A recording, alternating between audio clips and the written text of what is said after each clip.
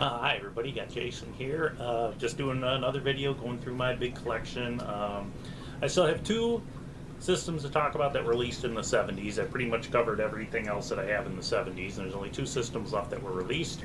And the first one I'm going to talk about is the Intellivision.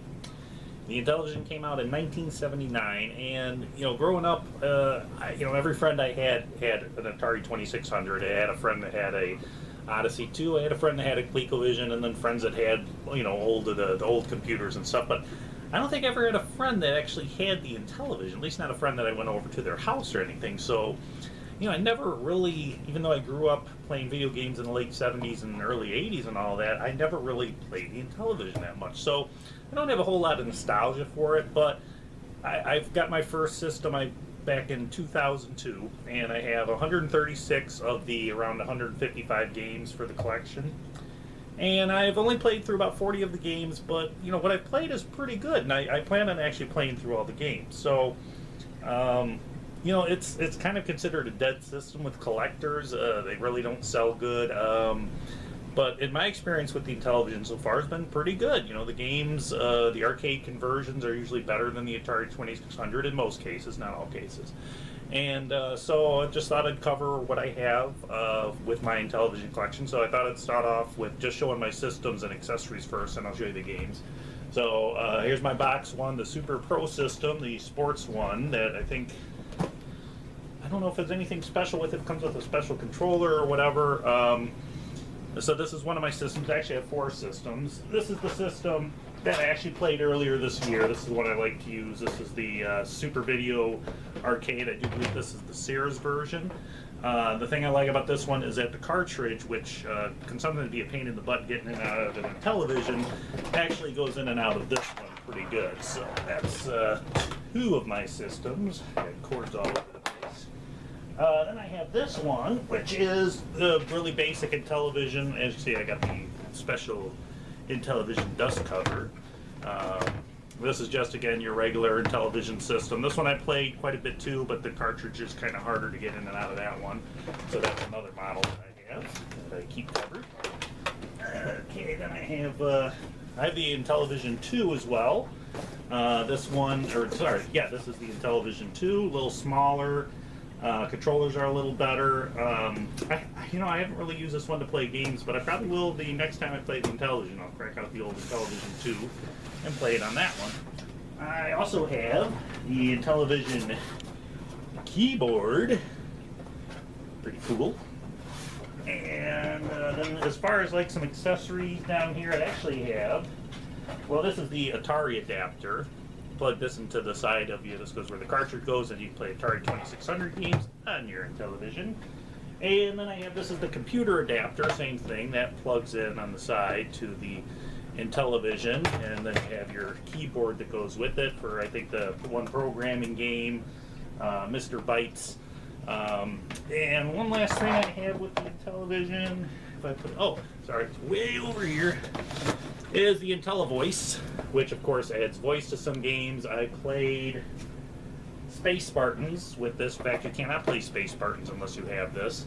And it would let you know when certain bases are under attack and everything with a little voice command and stuff. So these are my system and accessories for the Intellivision. And behind me here are the games, so let me show you what I got over there. Okay, so I have to come down to the ground level here to show you my games because they're towards the bottom of my shelf of my many Atari games and stuff in television. So here's my box games that I have roughly around 120 box games. Most of these are complete manual overlays and all that stuff. So I haven't played a lot of Intellivision games, although I did play 20 earlier this year, which brings me up to, I think I've played a total of 40 out of the 136 that I have. And there's some really good games here. I start off here with the backgammon, coming along with the Dungeons and Dragons, and I got your Atlantis, your baseballs, Beam Rider. A few of these are, most of these are common games, but there's some more rarer games. I got Bump and Jump, Burger Time, Centipede, Championship Tennis, which is still sealed actually, the Donkey Kongs, the Magics, Dragon, Dracula, Demon Attack. Coming on down here, I have to stretch on down. Frogger Golf, Hover Sport, just like every common uncommon game. Like I'm only missing about 15 to 20 games for the entire collection anyways. Going all the way down there to Safecracker, I got Pole Position, which is sealed. That's kind of a rare game. I got the Pitfall, the Pinballs, all the sports games, Masters of the Universe, the Powers of He-Man, boxed right here. That's kind of a rare game. And then coming down here, we start at Sea Battle, Shark Shap. I got Slam Dunk Super Pro Basketball. I think that one's a little bit on the rare side. All your Millions of Space Armada, Space Hawk, Space Spartans, Star Wars Empire Strikes Back. You know, this game, I think the Atari version is better. This game I actually played earlier this year. The controls, Kitty Cat Invasion. The controls for this are not as good. I prefer the Atari 2600 version. Sort of going down Thin Ice, kind of a rare game. Thunder Castle, got the Trons, all 3 Tron games. Kitty Cat.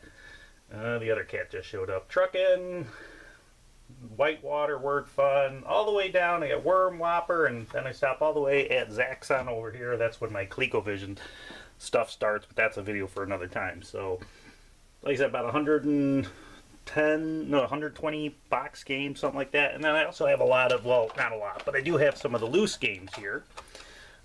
Games like chess. I got Dig Dug. I got this kind of a hard game to find. Diner.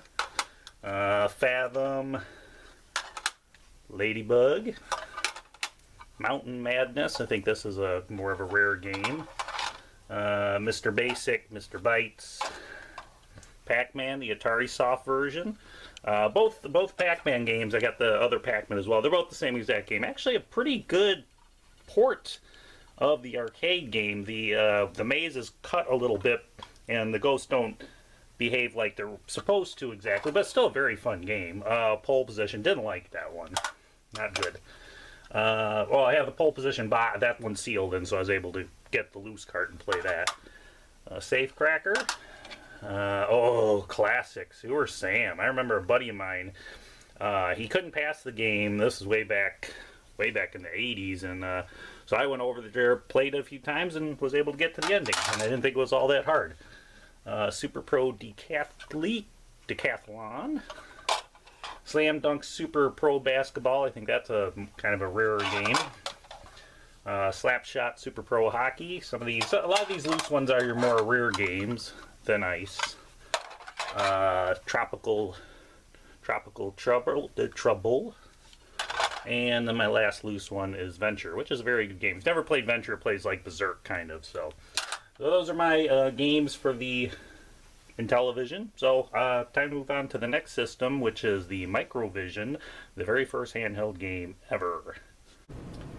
And now, last but not least, for my systems that released in 1970, I have the very first ever programmable handheld video game system called the Microvision. Came out in 1979, released with 12 games.